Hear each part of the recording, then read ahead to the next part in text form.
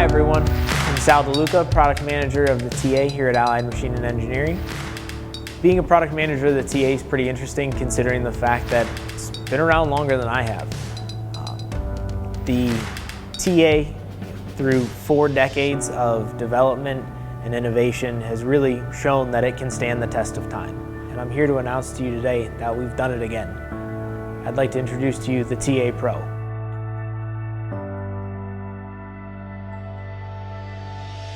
The TA Pro is a culmination of a few years of development where we've really taken a deep dive into some of the shortcomings that we've seen dealing with new and modern materials and machinery. The big development for the TA Pro really was us breaking it down into ISO-specific geometries. Utilizing that platform, we've been able to really cater to specific material groups and show massive improvements in performance and in speed. And really, where the speed comes from has a lot to do with the new proprietary coolant design.